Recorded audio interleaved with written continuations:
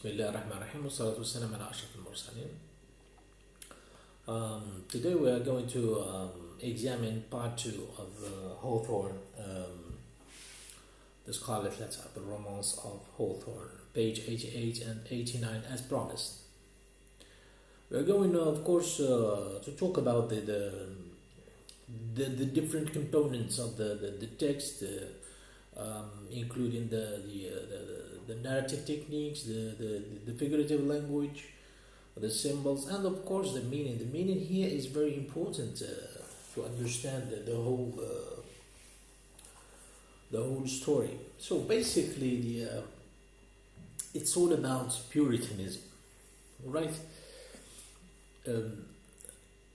As deemed by some scholars, some critics, Hawthorne was reared a Unitarian, but he never practiced. He was deemed by Austin Warren as being against Puritanism, but he was the defender. At the same time, it was a paradoxical definition so far. Let us start talk about the excerpt. The excerpt is taken from page 88 and 89, the beginning of the chapter entitled Pearl. The page starts with a fragment of a long sentence. Decree of Providence, a lovely and immortal flower, out of the rank of luxuriance of a guilty passion. Here, decree is something, an official order by the force of the law, and the law here is divine. Providence, of course, is divine, as we explained last time. So here, so the atmosphere, or let's say the ground within which the narrator is going to display the scene is preset, if so to speak. We carry on. A lovely and immortal flower, out of the rank of luxuriance of a guilty passion. Here, the author or the narrator is talking about the passion that resulted in the fruit of the demon, the child born out of wedlock. Sorry. The fruit of the story, or love story, between Dimmesdale, the minister, and Hester Prynne. We carry on. How strange it seems to the sad woman. The sad woman is an allusion to Hester. As she watched the growth and the beauty that became every day more brilliant, and the intelligence that threw its quivering sunshine over the tiny peaches of this child. The child here we are talking about. Pearl, and here comes her Pearl. For so had Hester called her, not as a name expressive of her aspect, which had nothing of the calm, white, and unimpassioned lustre that would be indicated by the comparison. But she named the infant Pearl as being of great price. Here, the price here that the narrator is pointing out is the rejection of the society. It means that they rejected Hester from the society. It was like she was an excommunicado. That is, a member excluded from the church, since the Puritan society was deemed as being congregational. It is based on congregational liturgy. All right. Where were we? The great price, yes. Purchased with all she had, her mother's only treasure. How strange! Indeed. Exclamation of the night. Man had marked this woman's sin by a scarlet letter. So he's expressing a kind of astonishment at the let's say the behavior towards this woman, this act. He's taking this act as not that dangerous, not that not that grave, so to speak, not that shameful, which had such potent and disastrous efficacy that no human sympathy could reach her, save it were sinful like herself. Now, what do you think about this?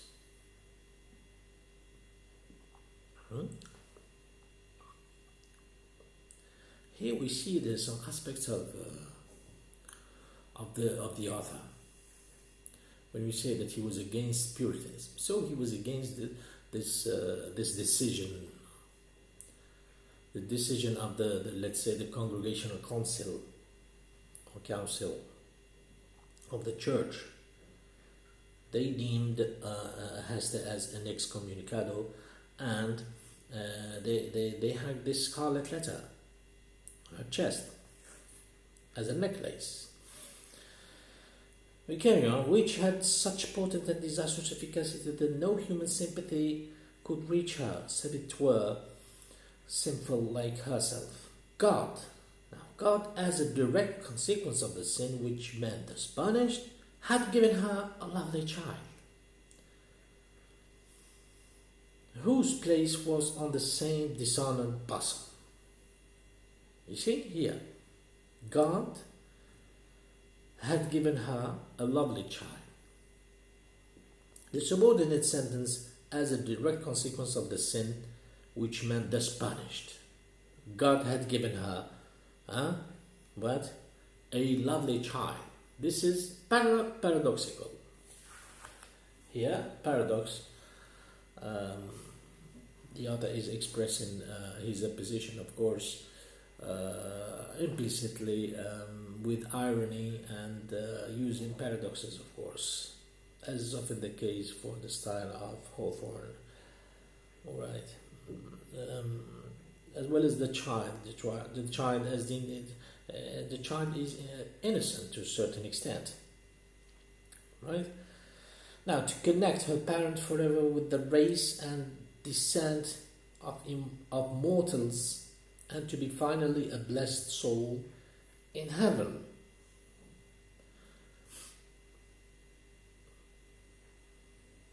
Here we start sensing this parallel. There is a kind of parallel in terms of narration. The author is drawing a parallel or analogizing between two situations. Here we are talking about, of course, religious situation as a reference to the analogy. Pay attention here.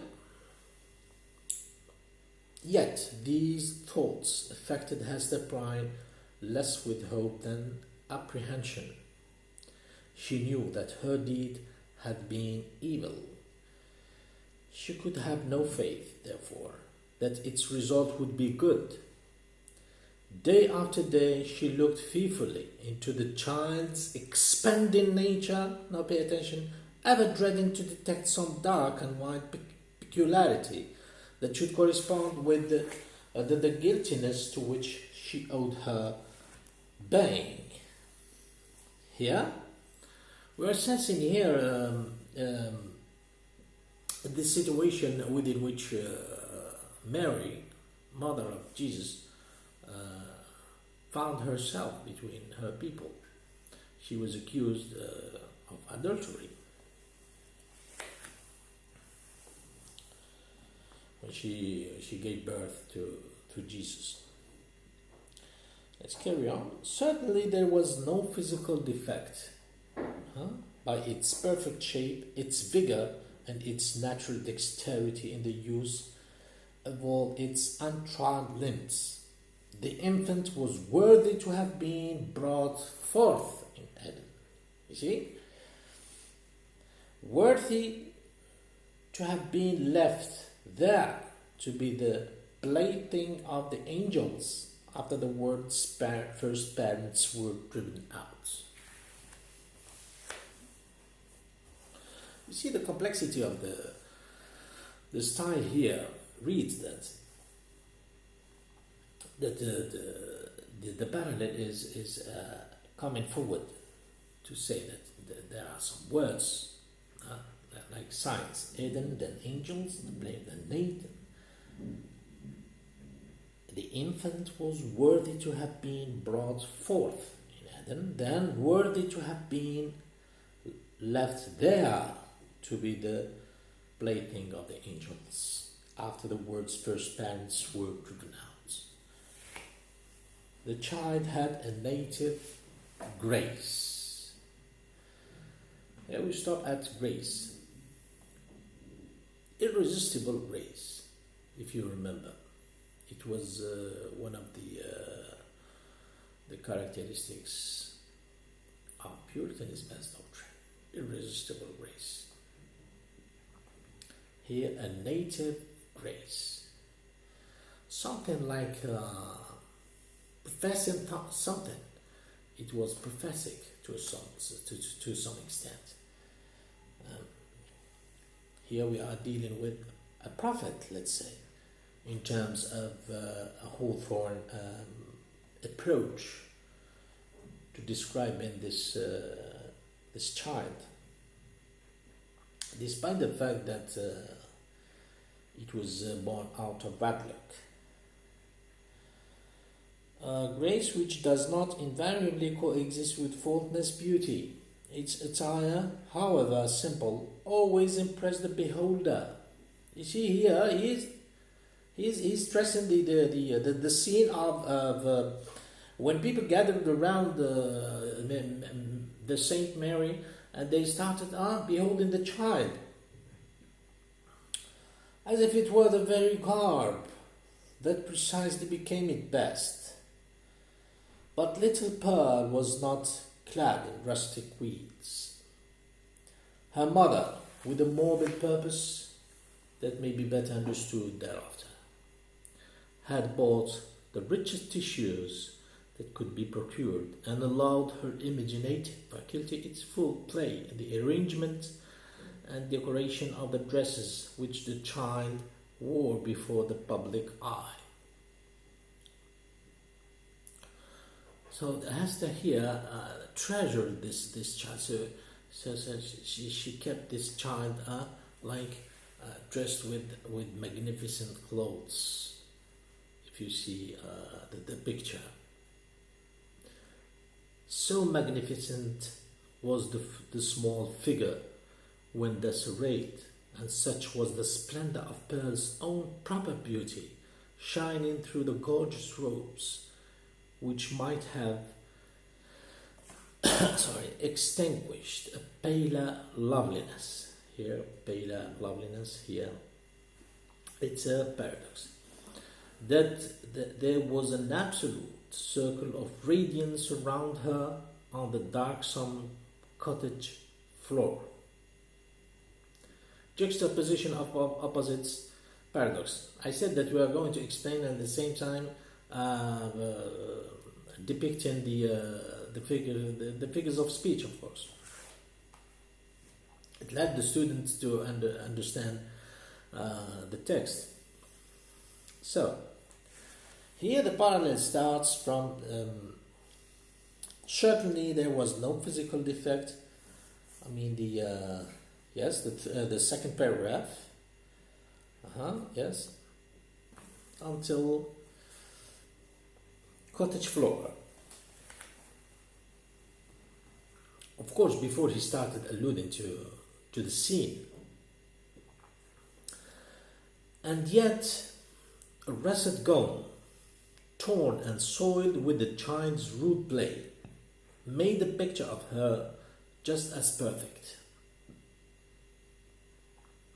Pearl's aspect was imbued with a spell of infinite variety.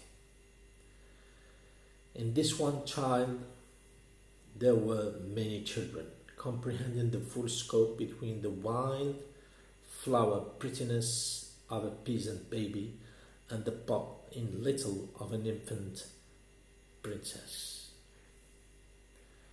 Throughout all, however, there was a trait of passion, a certain depth of hue,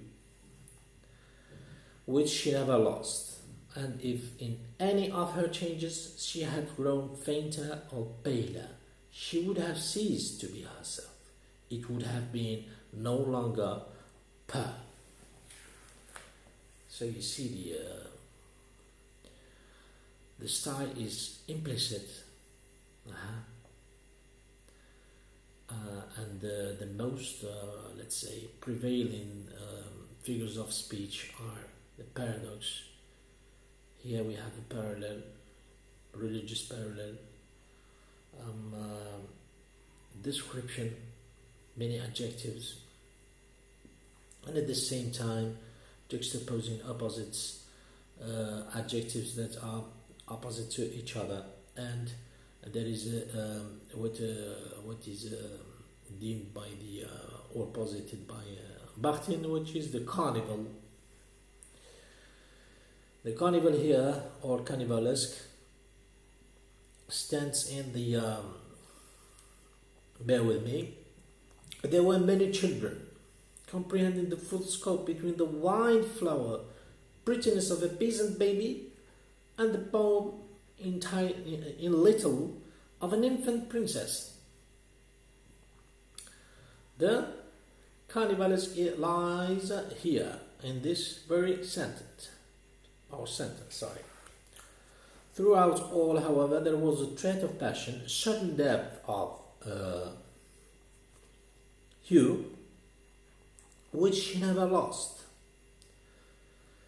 And if in any of her changes she had grown fainter or paler, she would have ceased to be herself. It would have been no longer. But I think you've understood why we've chosen those two excerpts from the novel, or from this romance, in order for you to understand the style and the philosophy, the endeavor and the perspective of the author. Right. When we studied the Hawthorne philosophy, we said that he was like against Puritans, but here using let's say religious register, of course diction, biblical diction, but here there is a kind of philosophy, like he was transcendent to some extent, talking about prophetic actions, prophets, alluding to prophets, something like talking about God, the relationship between God and the sinner, despite the fact that he said that man had marked his woman's sin by a scarlet letter. Man. Yes? Here he said God as a direct consequence of the sin. Direct consequence, you see? So, when you say direct consequence, it was a kind of reward for her, so to speak. A reward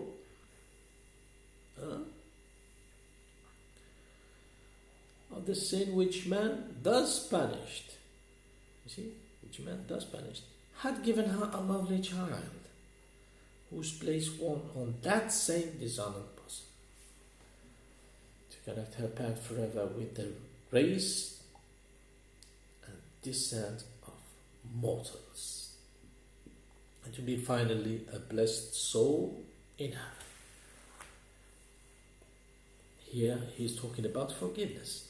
He's talking about transcending. He's talking about a direct relationship between the Creator and the creation, between God and the humans, or the human being. he's talking about the transcending, transcending the borders of congregational liturgy, of the medium, which is epitomized in ministers and priests. So here we sense a kind of humanism or humanistic philosophy, Martin Luther humanistic philosophy.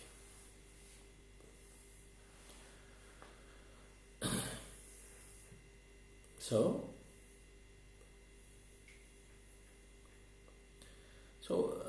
here Hawthorne rather belongs to pilgrims rather than Puritans. So he's not for the church. He's for the relationship between God and people. Okay, we carry on here. This outward mutability indicated something, mutability of the society. It was a mutation, a sin. Sin is considered, as Puritans considers themselves as the chosen, right? So they were not allowed to commit sins, and did not more than than fairly express the various properties of her inner life. Her nature appeared to possess depth, too, as well as variety. But, or else Hester's fears deceived her. It lacked reference and adaptation to the world into which she was born. The child could not be made amenable to rules. In giving her existence, a great law had been broken. You see, a great law had been broken. Here we are talking about adultery.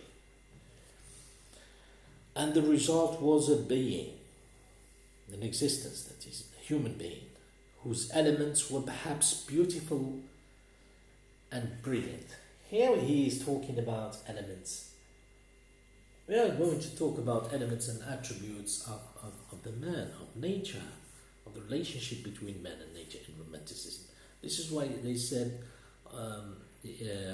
Hawthorne was a dark romantic. So there are kind of clues here in the text, detectable so far. Just pay attention, you are going to detect more. All right. But all in disorder, or with an order peculiar to themselves, amidst which the point of variety and arrangement was difficult or impossible to be discovered. Hester could only account for the child's character, and even then most vaguely and imperfectly, by recalling what she herself had been during the momentous period while Pearl was imbibing, that is, assimilating or absorbing, imbibing her soul from the spiritual world, and her bodily frame from its material of earth. Here, material of earth. Here he's talking about soul, earth, every now and then here. If you remember last time in part 1, we've been talking about Emerson and Thoreau, right? So Thoreau, in his world, in chapter 5 is published on the platform, of course. In Walden, he's talking about the elements that are in disorder. So here we can sense a kind of intertextuality, or as I said last time, if you remember, authorial fusion, intentional or unintentional authorial fusion. In terms of soul, he's here let's say, splitting the soul and the body. Here, Hester could only account for the child's character, you see, and even then most vaguely and imperfectly by recalling what she herself had been during that momentous period while Pearl was imbibing her soul from the spiritual world. The spiritual world imbibing her soul. Here the author is exaggerating to some extent. Giving the faculties of a prophet to this child, this exaggeration is going to be understood as his let's say, intention to fight this Puritanism, of course, implicitly,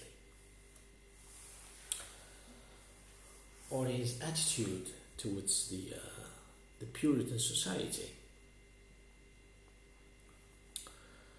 Of course, you know the end of, if you have read the romance, Doomsday. At the end he denounces himself and died after 6-7 years.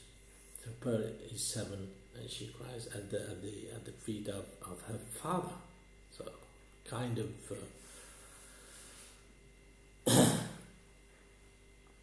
kind of happy ending at the same time, and paradoxical existence for this child as being endowed with a prophet-like life, with the analogy drawn by the author, and at the same time,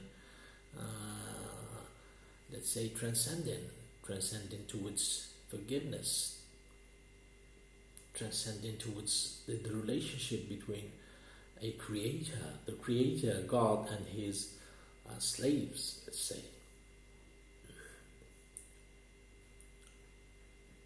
More explanation for further explanations, of course, to this view.